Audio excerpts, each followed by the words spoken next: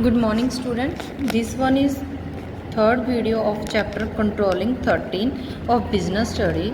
Now we study techniques of control. Control करेंगे कैसे, उसका मेथड क्या है, उसकी क्या टेक्निक है।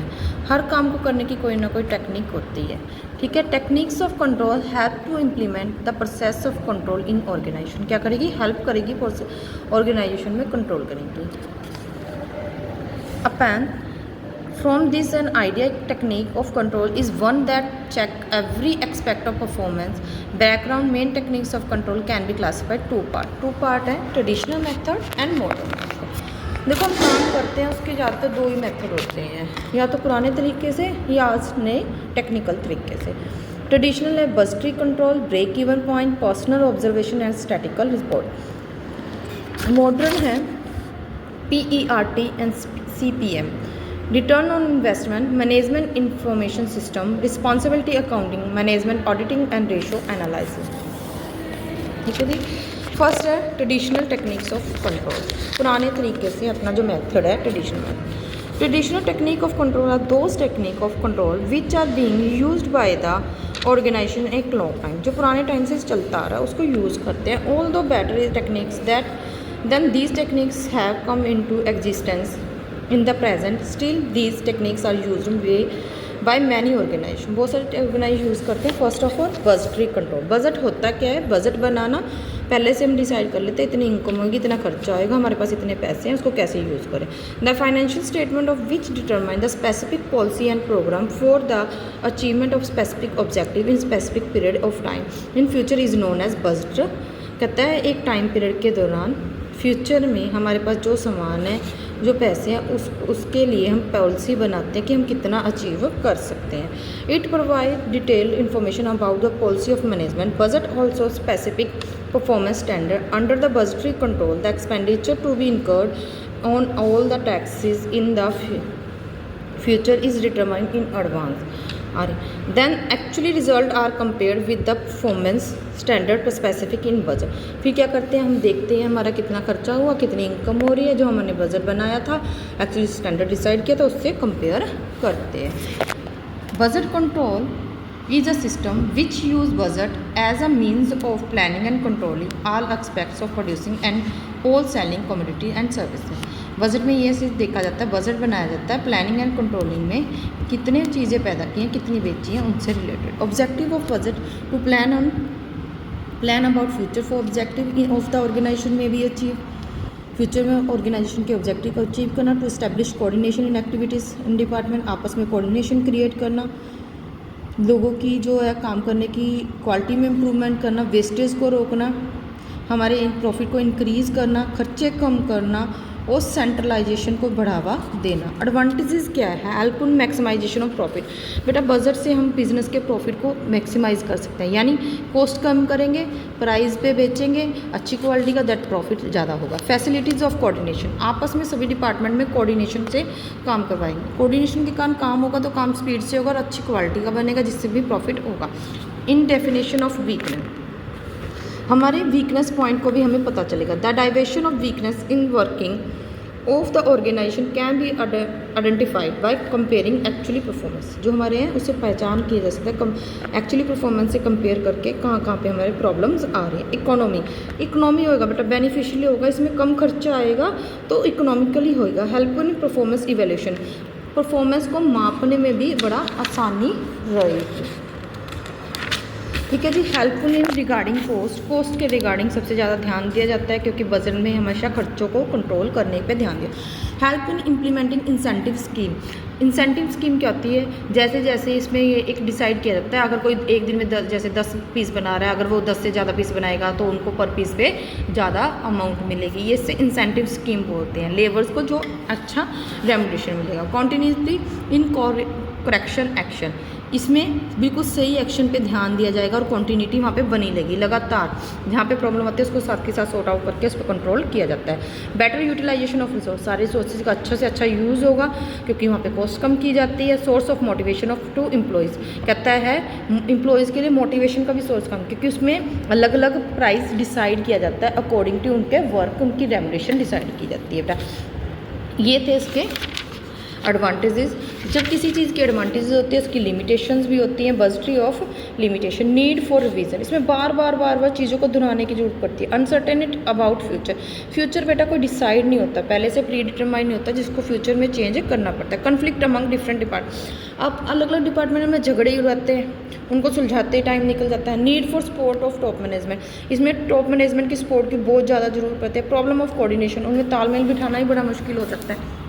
Adverse impact on efficiency employee, कई बार एम्प्लॉय की एफिशिएंसी पे बुरा प्रभाव पड़ता है। जब हम कहते हैं ना इससे ज़्यादा पीस बनाओगे तो वो उसकी आपकी प्राइस हायर हो जाएगी रेम्यूनरेशन की, तो वो क्या करते हैं फास्ट स्पीड कर देते हैं, वो उस टाइम क्वालिटी पे ध्यान नहीं देते, जिसके कारण उनका बुरा प्रभाव पड़ता है। कंक्लूजन क्या है, from the above discussion it become clear that there are several specific advantages of budgetary control, but no doubt it has many limitations as well. Still is an importance a technique of control, कहता है इसके बहुत सारे benefit है but इसके कुछ limitations भी हैं, दोनों को ध्यान में रखते हैं। अगर हम इसको सही तरीके से यूज़ करें तो बहुत अच्छी टेक्निक है। Zero base budgeting, zero base budgeting is an in fact a modern technique of budgeting. It use a technique of managerial control as regularly increase over time, कहता है it uses technique of managerial control, manager control करता है regular increase over time. This technique use the first in 1962 in America for president of America mister Jimmy Carter has use this techniques to control the expenses in the state of Georgia, तो Georgia में use की थी America के, उनके president ने use की थी 1962 में। Under it is every year when budget is prepared it has been base is taken as zero, जब बजट बनाया था जीरो पे बनाया जाता है बेटा। The budget for future is prepared on the basic prepare circumstances. कोई एक डेफिनेशन कर लेना, break even point analyse, break even point वो होता है बेटा जहाँ ना तो हमें प्रॉफिट होता है ना ही लॉस होता है, नो प्रॉफिट नो लॉस की थ्योरी होती है। Under this method of controlling organization function are control on the basic of cost of production, income and profit. Cost of production and income at every level of production are analyzed, hence controlling processes implement। कहता है cost and income बेटा controlling में सबसे ज़्यादा ध्यान दिया जाता है। By doing so effort are made to earn maximum profit। क्यों दिए जाते हैं? क्योंकि हम ज़्यादा से ज़्यादा प्रॉफिट कमा सके। बेटा अगर हमारी कॉस्ट कम है, इनकम ज़्यादा, तो नेचुरली प्रॉफिट ज़्यादा होंगे। Break even point refer to that point which indicate that level of production where total cost and total revenue are equal. मैंने कहा था नो प्रॉफिट नो लॉस की तरह, जितने खर्चे हैं उतनी हमारा इनकम है to each other. At this point the entrepreneur neither has profit or nor has loss, ना तो प्रॉफिट है ना ही लॉस है। If enterprise produce less output than output determine break even point it will have to face. अगर इससे हम कम production करता है वो लेस फेस करेगा। In situation loss cost is more, total revenue is कम। अगर इससे ज़्यादा अच्छी सिचुएशन करता है तो वो प्रॉफिट अर्न करेगा, तो प्रॉफिट अच्छा होगा। Break even point can be determine with the help of फॉर्मलिंग method. Fixed cost over selling price per unit minus variable cost per unit. Fixed cost रहती है बेटा, हर चीज़ की एक लिमिट फिक्स्ड कॉस्ट होती है, ठीक है जी, वो हम यूज़ करें ना करें। जैसे पहले इलेक्ट्रिसिटी का बिल आता था बेटा हर घर का, चाहे आप बिजली यूज़ करो ना करो, बंद घर का भी 55-75 रुपीज़ पर मंथ बिल आता था, वो थे fixed cost. Selling price per unit एक चीज़ की कीमत बेचने की। वेरिएबल कॉस्ट बेटा जैसे जैसे यूज़ करेंगे उसकी प्राइस बढ़ती जाएगी, खर्चा बढ़ता जाएगा, उसको वेरिएबल कॉस्ट बोलते हैं। That is break even point. देखो जी, ये हमारा टोटल रेवेन्यू है, ये हमारी टोटल कॉस्ट है, यहाँ पे एक दूसरे को कट करते हैं, वो ब्रेक इवन पॉइंट है। फिक्स्ड कॉस्ट ये तो इतनी वियर करनी पड़ेगी, अगर इससे ज़्यादा प्रोडक्शन करते हैं तो वेरिएबल कॉस्ट को वियर करते हैं, ठीक है जी। Personal observation, personal observation is the oldest technique of controlling. Under it, manager personally maintains strict supervising vision over the working of his body. Manager खुद जाते हैं वहाँ पे ध्यान रखते हैं, फिर देखते हैं, that is personal observation. Hence their man performance is valued and corrective action is take per need. जैसे उनको वैल्यूड करते हैं, जैसे जरूरत होती है एक्शन लेते हैं। But this techniques can be use in small organisation, छोटे ऑर्गेनाइजेशन में कम implement. Statical observation, under this technique of controlling statical reports are use for controlling. पहले स्टैटिक रिपोर्ट यानी नंबर्स में रिपोर्ट करते हैं। First of all data about various organisation activity are collected, then various statical values such as ratio, percentage, average, dispersion, trend are estimate data and these values are presented in the form of table, graph, diagram explicitly limits about various variable are closed it। ठीक है, इन variable को एक data में present करना, फिर उसको table या graph में प्रेजेंट कर लेंगे। The analyse to table, graph and diagram helps the manager to identify deviation in performance and take the request corrective action. फिर पहले से मिला के इसको मैच कर लेंगे और जहाँ पे प्रॉब्लम आएगी उसको करेक्ट कर देंगे। The modern technique of control, modern technique of control are those technique of control which are relatively new and have come into existence in the recent past. These techniques are based upon new idea. Modern techniques, the process of control, the development of these technique has been taken place due to change in the needs of organization, business environment, business activity. These techniques of control has been discussed below. PERT and CPM, इसकी full form कर लेना, program evaluation review technique and critical path method are network technique of planning and controlling such project which are based on several specific period of time in those project. These techniques are use to planning and controlling. बेटा जो एक time period के अंदर कोई project complete करना होता है ना, वहाँ पे ये अप्लाई होते हैं। Using this technique effort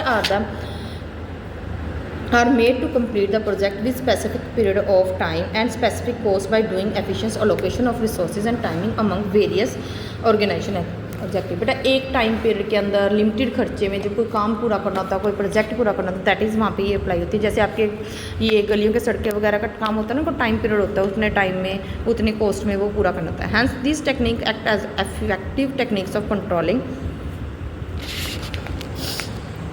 techniques of CPRT and involve following step. क्या क्या स्टेप आएंगे देखते हैं। These whole of a project is divide into some specific active and these activity are arranged in specific sequence. अलग अलग activity में बांट दिए जाएंगे, उनके फिर सीक्वेंस बना दिए जाएंगे। On the basic of specific sequence of various activity a network diagram is prepared. फिर उनका डायग्राम बनाया जाएगा। Starting point and final point दोनों डिसाइड किए जाएंगे डायग्राम में। Time require complete every activity estimate CPM में कॉस्ट, उसमें टाइम और कॉस्ट दोनों डिसाइड कर देंगे। Longest path is the network is design critical path. The path show the sequence of those activity which are highly importance to complete the project time. इसमें जो critical path बनाया जाएगा वो दिखाया जाएगा। अभी इस एक्टिविटी को इस टाइम में कंप्लीट करना चाहिए, बड़ी मुश्किल से करना पड़े। If there is any delay in this activity then the complete of the whole the project of delay. अगर इस एक्टिविटी में कोई काम करने में देरी होगी तो पूरे प्रोजेक्ट में देरी हो जाएगी। Hence the project is completely, उस पॉइंट को ना mainly highly critically path show कर देता है डायरेक्ट किसी वर्डिंग से, किसी कलर से या किसी डार्कनेस से। Hence the project is completed is an efficient and cost effective way. ये कहता है कॉस्ट इफेक्टिव होगा। If there is needed at any point of time then the whole of plan में भी चेंज, कहता किसी भी पॉइंट पे इस पर चेंज किया जाता है। Return on investment ROI, return on investment is made modern technique of control under it। first of all return received on the capital investment is estimate। पहले हम लगाएंगे, हमने 5 लाख लगाया, इस पे इतने 2% के हिसाब से अगर मार्केट में ब्याज लेते हैं तो 10,000 रुपये मिलता है। अगर हमने पर मंथ तो कम से कम 10,000 तो हमें मिलना चाहिए ना। Then it analyse whatever are satisfactory return is beginning received or not. हम फिर देखते हैं हमें मिल रहा है या नहीं। On the basic of return received the performance of various department of organization examine, फिर डिपार्टमेंट को एग्जाम किया जाता है। If any deviation is observe it is rectified through the correction. अगर कहीं पे कमी पाई जाती है उसको सॉर्ट आउट किया जाता है। इसका मेथड क्या है? Return on investment net profit before tax interest and tax divide by interest capital investment. ठीक है जी। आगे है MIS। For the making corrective decision a manager must have up to date accurate time and complete information about the organization management information system in such a system which provide the information of manager। इसमें बेटा सारी information provide की जाती है manager को। Under it detail data about the organization are regularly collected with the help of computer based system. फिर सारा data computer के हिसाब से चढ़ाया जाता है। जहाँ पे कोई प्रॉब्लम आती है इसको sort out. Type of management information system, management operation system, management reporting system. The system is use to provide information about function of organization lower and middle level. इसमें सारी इन्फॉर्मेशन प्रोवाइड जाती है। Report में इनमें lower and middle level की report पेश की जाती है। एडवांटेजेस है help to collection management transmission of important information required various department for organization inform provide by system play very important decision making, उनके डिसीजन मेकिंग में हेल्प करती है। कॉस्ट में कम करने में हेल्प करती है। अप्रोप्रिएट रिक्वेस्टमेंट इंफॉर्मेशन सारी मिल जाती है। रिस्पॉन्सिबिलिटी क्या है अकाउंटिंग की? Under responsibility accounting various department division section etcetera of these organization are classified as responsibility centre. सबसे अब की अलग अलग रिस्पॉन्सिबिलिटी डिसाइड कर दी जाती है इस चीज़ में। A chief is appointed for every responsibility centre सबका सेंटर डिसाइड करता है। Every chief is individual responsible to achieve the objective specified for the responsibility. हर किसी को बताया जाता है बेटा आपकी ये ऑब्जेक्टिव है, आपको उसको अचीव करना है, अगर वो आप नहीं कर पाते तो आपको उस चीज़ के लिए रिस्पॉन्सिबिलिटी आएगा। कॉस्ट सेंटर, इसको कॉस्ट कम करने के लिए बोला जाता है। मैक्सिमम रिवेन्यू को इनकम आने के लिए, प्रॉफिट को प्रॉफिट बढ़ाने के लिए, सेल रिवेन्यू वाले को सेल करने के लिए। प्रॉफिट सेंटर कैसे प्रॉफिट बढ़ाया जाए या उनमें कैसे जैसे सेल प्रमोशन की स्कीमें लगाए। इन्वेस्टमेंट सेंटर वो अपने ज़्यादा से ज़्यादा कितनी फिक्स इन्वेस्टमेंट या रॉ मटेरियल वगैरह के टाइम उनको इन्वेस्टमेंट की जरूरत है उसको प्रोवाइड करें। Management auditing, Under management auditing, the service of some independent agency are available for the evaluation of performance and effective of organization. Hence, deviation in the managerial function are identified and then rectified through the corrective. फिर एक authority ले लेते हैं जो audit करती है management में कहाँ पे काम किया है, कैसे कैसे किया है, अगर प्रॉब्लम आती है उसको सॉर्ट आउट किया जाता है।